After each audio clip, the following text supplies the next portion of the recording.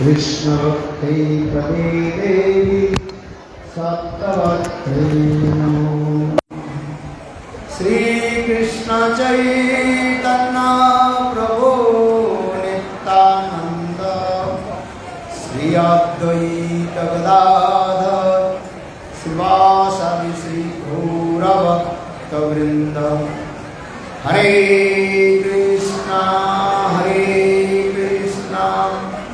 कृष्ण कृष्ण हरे हरे हरे राम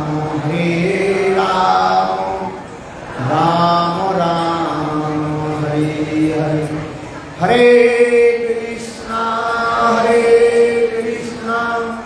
कृष्ण कृष्ण हरे हरे हरे राम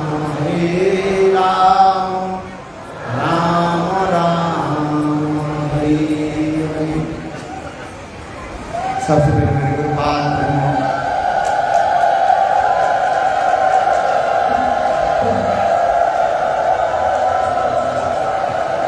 नित्यलीला प्रविष्टं विष्णुपाद अष्टोत्तर श्रीमान भक्ति वेदांत श्री वामन गोस्वामी महाराज एवं नित्यलीला प्रविष्टं विष्णुपाद अष्टोत्तर श्रीमान भक्ति वेदांत श्री नारायण गोस्वामी महाराज के अभय चरण कमलों में अनंत करोड़ साष्टांग दंडवत ज्ञापन करता हूँ। तत्पश्चात नित्यलीला प्रविष्टं विष्णुपाद अष्टोत्तर श्रीमान भक्ति वेदांत स्वामी महाराज एवं मंचस्थ विराजमान सन्यासी वृंद मातृवृंद गौरवद सज्जन वृंद हरि कथा पिपासु सत्यवृंद सभी के चरण कमलों में मेरा यथाचित दंडवत प्रणाम स्वीकार है। आज हम लोग गंगा पार करके ईशोद्धाम दर्शन किया। इसके पश्चात हम लोग जोगपीठ मायापुर हम लोग दर्शन और तत्पश्चात हम लोग श्रीवास अंगन आदि अनेक स्थानों के दर्शन करते हुए भक्ति सिद्धांत श्री सरस्वती प्रभुपाद की समाधि स्थल भजन कुटी एवं श्री चैतन्य मठ दर्शन। इसके पश्चात हम लोग काजी के जन्म काजी के समाधि दर्शन करके उपरांत हम लोग मठ में आकर के प्रसाद ग्रहण किया। अनेक वैष्णव लोग अनेक स्थानों की महिमा श्रवण कराया। जैसे आप लोगों ने श्रवण किया ईशोद्धाम की कथा श्रवण किया, बहुत सुंदर। नित्यानंद प्रभु और चैतन्य महाप्रभु की मिलन स्थल ये से श्रवण कराया। नंदन आचार्य की भवन और इसके पश्चात हम लोग मायापुर अंतर्दीप जो दर्शन किया। अंतर्दीप दर्शन की कथा भी बहुत सुंदर रूप में भक्त लोगों ने सुंदर रूप में बताया। महाप्रभु की जन्मस्थली और विशेष करके ब्रह्मा की भी तपस्या स्थली भी कहा जाता है। यहाँ पर ब्रह्मा जी इसी स्थान को तपस्या किया, कठोर तपस्या आदि किया। फिर अंत में स्वयं गौ सुंदर उनको कृपा दी। पहले कृष्ण स्वरूप दर्शन कराया, इसके पश्चात जो है गौर सुंदर रूप में उनको दर्शन कराया। और विशेष करके महाप्रभु उनको यही बताया, कलियुग में मैं नाम संकीर्तन के द्वारा जगत जीव को प्रेम प्रदान करूँगी, इसलिए नाम संकीर्तन के आप मेरा प्रधान जो है सहायक बने। और उस समय ब्रह्मा जी प्रभु के निकट इतने ही प्रार्थना करने लगे, प्रभु आप मुझे नीच कुल में जन्म दे। क्यों दिनेर अधिक दया करें भगवान, कुलीन मानी पंडितेर बड़ई अभिमान। चार प्रकार के अभिमान होने पर जीव मदमत्त हो जाते हैं। इसलिए दीनहीन होकर के रहना ही यही मेरा इच्छा है। ऐश्वर्यमो धनमो विद्यामो लाभ पूजा प्रतिष्ठा आदि और उच्च कुल में जन्म, ये समस्त मत के द्वारा लोग मत हो जाते हैं। इसलिए ब्रह्मा जी भी प्रार्थना करने लगे, प्रभु मुझे नीच कुल में जन्म दीजिए। विशेष करके उन्होंने कहा कि मुझे मुसलमान कुल में जन्म दीजिए। इसलिए स्वयं भगवान उनकी इच्छा के अनुसार मुसलमान में ही जन्म दिया और कहते कि प्रभु सदा सर्वदा आपके नाम करते रहो। और वही जो है ब्रह्मा जी हरिदास के रूप में प्रकट हुए और महाप्रभु के नाम संकीर्तन प्रधान सहायक बने। देखो यह पर ये भगवान के 3 प्रकार की धाम के बारे में कहा गया। एक नित्य धाम, अप्रकट गोलोक वृंदावन धाम के कहा जाता है, अप्रकट गोलोक वृंदावन धाम कहा जाता है। और एक कहते हैं प्रकट धाम, जहाँ पर भगवान की लीला आदि होती रहती है। अनंत विश्व ब्रह्मांड है और अनंत विश्व ब्रह्मांड भगवान की लीला आदि होती रहती है। उस लीला उस धाम में भगवान की लीला आदि होती रहती है। और एक होता है दिश्यमान प्रकाश। अभी हम लोग जो धाम दर्शन कर रहे हैं, इस धाम का जो है दिश्यमान प्रकाश कहा जाता है। यहाँ पर अभी लीला दिखाई नहीं पड़ रहे हैं, किंतु वो स्थान ही है। जैसे हम वृंदावन जाते हैं, राधा कुंड और श्याम कुंड आदि दर्शन करते हैं, वो स्थान तो पर है, किंतु वो लीला हम लोग दर्शन कर नहीं पाते। वो लीला दर्शन कौन करते हैं? जो भगवान जीव जो है, अर्थात ऐसे साधक जो भाव दशा में पहुंच गए और प्रेम दशा में पहुंच जाते हैं, तब स्वयं भगवान जो माया के द्वारा उस लीला को प्रकट कराते हैं। इसलिए कहते हैं अद्यावधि से लीला करे गौर राय, कोनो कोनो भगवान देखी बारी पाए। कोनो कोनो भगवान यानी ऐसे सूक्ष्म कोटि के जो साधक जो इसी स्थल पर पहुंच गए, उस स्थान को उस धाम को दर्शन करते हैं और लीला उसमें स्फूर्ति लीला साक्षात में दर्शन कराते हैं। ठीक उसी प्रकार ये इसके कहा जाता है दिश्यमान प्रकाश कहा जाता है। अभी हम लोग जो स्थान पर जाते हैं, अभी वो स्थान पर हम नहीं पा रहे हैं, महाप्रभु की लीला हम देख नहीं पा रहे, किंतु स्थान वही है। महाप्रभु के जन्म भीटा वही है, जन्म स्थान वहीं पर। यह तो कि जन्म स्थान के प्रकट कराने के लिए स्वयं भक्ति विनोद ठाकुर गोद्रुम में रह करके भजन करने लगे और भजन करते करते साक्षात रूप में और उस तरफ देखा क्या गौ सुंदर नित्यानंद गुरु अद्वैत आचार्य श्रीवास गदाधर आदि हजारों भक्तों के साथ नाम संकीर्तन करने लगे। हरे कृष्णा कृष्णा कृष्णा हरे हरे, हरे राम राम राम हरे हरे। और चैतन्य महाप्रभु नित्यानंद प्रभु नाम संकीर्तन आदि इसी प्रकार करने लगे और इसके क्षणकाल के बाद अंतर्ध्यान हो गए और भक्ति विनोद ठाकुर प्रातः काल में उस स्थान पर गए और उस स्थान पर देखा तो वहाँ पर तुलसी की जो है बगीचा है। देखो मुसलमान के कब्र खाना वो था और वहाँ पर तुलसी की बगीचा है।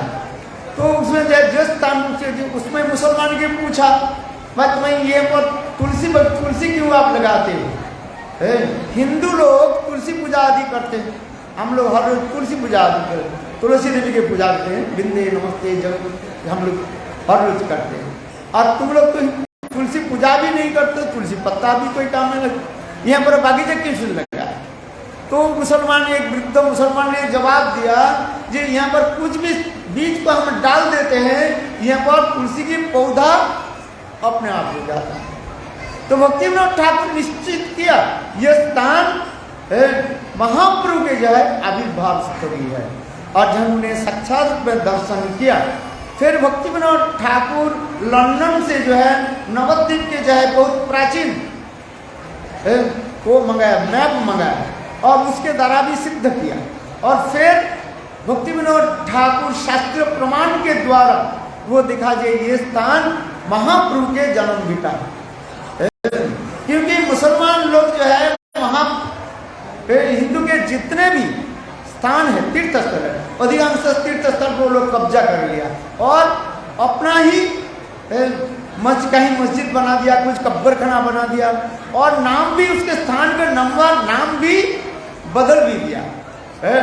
इसलिए वहीं पर नाम भी रख दे क्या है, क्या नाम रखा, मियाँपुर नाम रख दिया है। और देखो वृंदावन के नाम रख दिया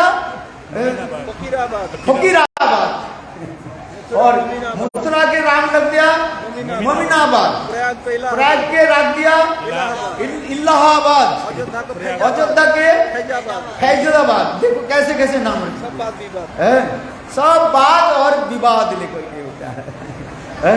क्यों हिंदू लोग जो करते ना मुसलमान लोग उल्टा भी करना चाहते हैं।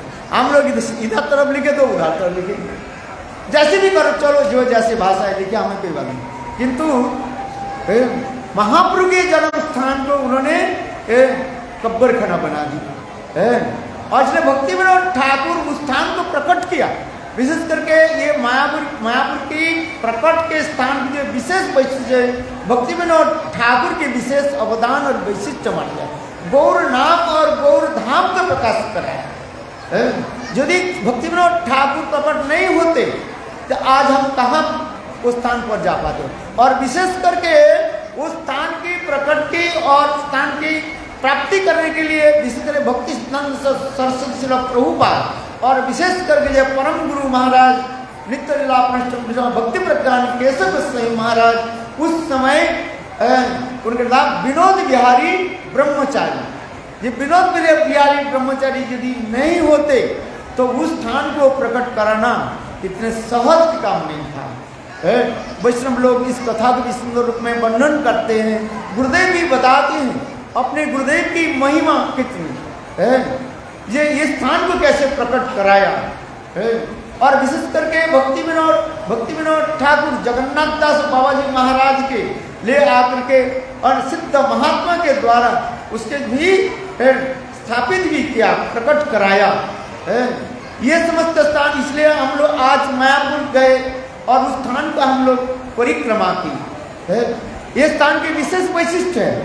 यदि भक्ति विनोद ठाकुर प्रकट नहीं होते, भक्ति सिद्धांत सरस्वती प्रभुपाद प्रकट नहीं होते और हमारे परम गुरु महाराज भक्ति प्रज्ञान केशव गोस्वामी महाराज विनोद बिहारी ब्रह्मचारी प्रकट नहीं होते, जगन्नाथ दास बाबा जी महाराज नहीं आते, तो स्थान का हम आप कहाँ प्राप्त करते हैं। आज तक भी बाबा जी लोग कहते हैं ये प्राचीन मायापुर कह करके इसको आज तक भी उसको मायापुर कहा जाता कहते हैं। किंतु वास्तव रूप में मायापुर जो महाप्रभु के जन्म भीटा जो है जहाँ पर हम लोग गए, आज तक भी वो लोग भी अपने जारी रख क्या बोले अपने विचार को जारी रखा, ये प्राचीन मायापुर है। किंतु वास्तव रूप में जो है मायापुर जब हम लोग गए थे वही मायापुर भक्ति विनोद ठाकुर ने जिसे स्थापना किया। इसलिए गौर धाम और गौर नाम को जगत में भक्ति विनोद ठाकुर ने प्रचार किया। स्वयं शिव जी भक्ति विनोद ठाकुर तो विचार कर रहे थे मैं जीवन के व्यर्थ गवा दिया और कुछ भजन नहीं किया, इसलिए उन्हें चलने लगे वृंदावन के भजन करने के लिए। कुछ चलने के बाद शिव जी स्वयं के सपनादेश दिया, ये देखो आप सिद्ध महात्मा कहाँ आप जरा भजन करने के लिए, जिस काम के लिए आप आए हैं वो काम तो आप नहीं किया, पर आपके दो काम करना पड़ेगा, गौर नाम और गौर धाम को प्रकट करना। इसलिए भक्ति विनोद ठाकुर फिर लौट करके आए, आकर के यह जो है वो गोद्रुम धाम में हम लोग परसों जाएंगे, काल एकादशी है, परसों दादी भक्ति विनोद ठाकुर के भजन स्थली और समाधि है, उस स्थान पर समाधि स्थल पर हम लोग जाएंगे, कथा हम श्रवण करेंगे। वह भक्ति विनोद ठाकुर वहीं पर रह करके देखो उस स्थान को प्रकट कराया। ये समझते दिव्य स्थान है मायापुर जो है, क्योंकि गौर सुंदर के बिना और हम लोग के कुछ नहीं है। गौड़िया वैष्णव की प्राणधन कौन है? गौर सुंदर, गौर सुंदर बिना और कुछ नहीं जानते, इसलिए कहते हैं सब कुछ छोड़ करके एकमात्र गौर सुंदर के आराधना करो। गौर आराधना करने पर सब कुछ प्राप्त है। जथा जथा गौरव पदार विंदे विंदे भुआ कितपुण्य पुंजा तथा तस्वीति अकस्मात राधा पदाम्बुजो सुधाम्बु राशि। कहते हैं जथा जथा गौरव पदार विंदे, चैतन्य महाप्रभु के चरण में कोई यदि एक बार शरणापन्न हो जाए, इतना ही कह दे हे गौर सुंदर मैं आपका हूं, इतने कहने पर गौर सुंदर उनकी ही कृपा कर देते हैं और उनके हृदय में साक्षात रूप में राधा प्रेम अपने आप प्रकट देता है। निताय गौर प्रेमानंदे, इसलिए गौर सुंदर की आराधना है और कुछ की आराधना नहीं। एक गौर, यह गौर सुंदर की कृपा हो जाए तो और किसी की हम आराधना क्या करना। यही गौर सुंदर की कृपा से ही हम नवद्वीप वृंदावन धाम को हम प्राप्त कर पाएंगे। इसलिए गौर सुंदर की धाम और ये स्थान दिव्य स्थान है जहाँ पर महाप्रभु की अनेक जो लीला आदि हुई। इसके पश्चात हम लोग प्रभुपाद के स्थान पर गए। प्रभुपाद के विशेष स्थान जो है, इसके प्रभुपाद के समाधि स्थल पर हम लोग बैठे। प्रभुपाद की विचार हम लोग श्रवण किया। वैष्णव लोगों ने बहुत सुंदर रूप में प्रभुपाद के विचार बताया। उसमें प्रभुपाद जी 5 प्रकार के ज्ञान के बारे में बताया। एक प्रत्यक्ष ज्ञान, एक परोक्ष ज्ञान और एक अपरोक्ष ज्ञान और एक अध्यक्ष ज्ञान और अपराकित ज्ञान के बारे में बताया। प्रत्यक्ष ज्ञान इंद्र आदि के द्वारा हम जो दर्शन करते हैं उसके कहा जाता है प्रत्यक्ष ज्ञान कहा जाता है। और दूसरी जो है अपरोक्ष ज्ञान कहा जाता है। जी ज्ञान हम लोग देखते हैं, सुनते हैं, केवल शास्त्र के द्वारा सुनते हैं। स्वर्ग आदि लोगों का आदि जो ज्ञान है, स्वर्ग जो है, स्वर्ग में कौन गए, हाथ उठाई। भक्ति विनोद ठाकुर स्वर्ग में गए थे। स्वर्ग वास्ते एक बार हुए थे, हमने कदम पिताजी स्वर्ग में चले गए। बोले कब स्वर्ग से कब आएंगे, बोले कभी नहीं लुट करके न आएंगे। ये स्वर्ग की स्वर्गीय ज्ञान कहा जाता है। स्वर्ग आदि ऊंचे आदि लोगों की जो ज्ञान हम शास्त्र में बना उसके कहा जाता है परोक्ष ज्ञान का। अपरोक्ष ज्ञान कहा जाता है, कहता है ब्रह्म ज्ञान कहा जाता है। जहाँ पर जो है ब्रह्मवादी लोग जहाँ पर वो ब्रह्म में लीन होना चाहते हैं। और चौथा ज्ञान कहा जाता है अदुक्ख ज्ञान कहा जाता है, यानी वैकुंठ ज्ञान कहा जाता है। उसकी कहा जाता है ये चिन्मय धाम कहा जाता है। वो भी चिन्मय धाम है। वैकुंठ जो वैकुंठ अयोध्या द्वारका मथुरा ये समस्त धामों के कहा जाता है महावैकुंठ का। एक वैकुंठ और एक महावैकुंठ, अनेक जो है वैकुंठ धामों के लेकर के कहा जाता है महावैकुंठ धाम कहा जाता है। वैकुंठ अयोध्या द्वारका मथुरा ये समस्त के लेकर के कहा जाता है महावैकुंठ धाम कहा जाता है। और इसके पश्चात कहा जाता है अप्राकृत धाम कहा जाता है। प्राकृत वक्त न तो प्राकृत, जहाँ पर प्राकृत के भांति लीला आदि होती रहते हैं, जहाँ पर ब्रजवासी लोग विराजमान रहते हैं। जिसके संदर्भ में श्रील सनातन गोस्वामी पाद बृहद भागवतम ग्रंथ में गोप कुमार के चरित्र में ये सुंदर रूप में वर्णन किया गया। स्वयं गोप कुमार जब वह गोलोक वृंदावन में जब पधारे वैकुंठ आदि होते हुए और समस्त धामों के पार करते हुए जब अपराकृत गोलोक वृंदावन धाम में जब पधारे तो वो देखा इस गोलोक वृंदावन और इसमें कोई भेद नहीं देखा, किंतु वहाँ पर लोग आदि जो है जिनमें सब चिन्मय वस्तु है, देखने में जैसे इस जगत के लोगों के भांति है, किंतु वो जगत चिन्मय धाम है।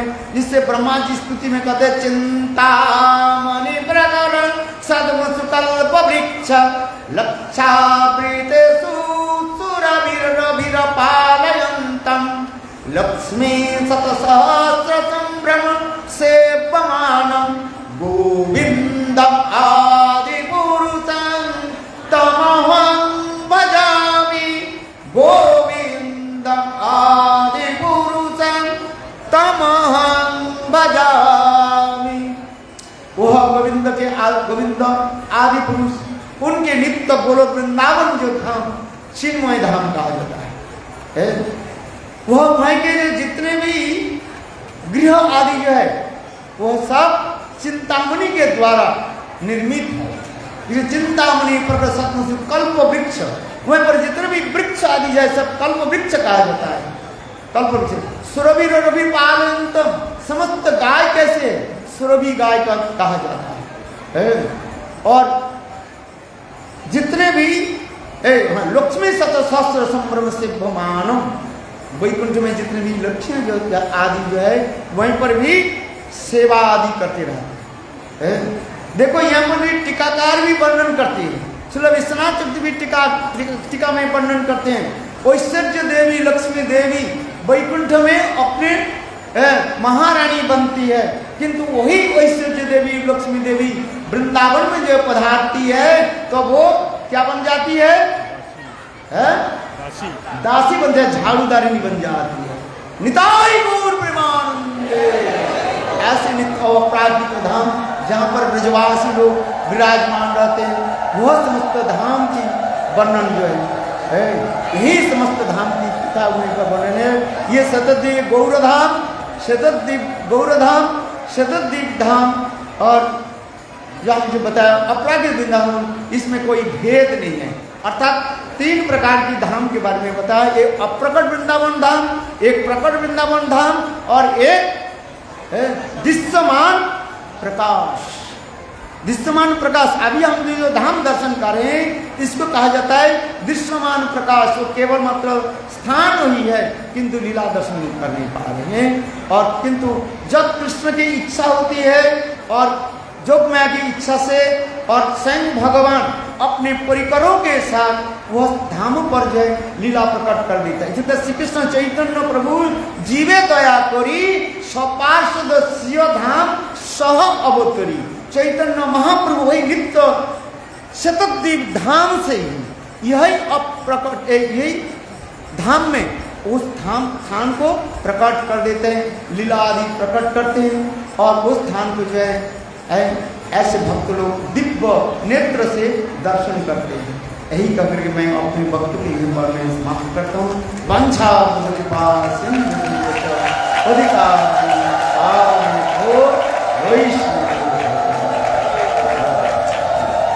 8-7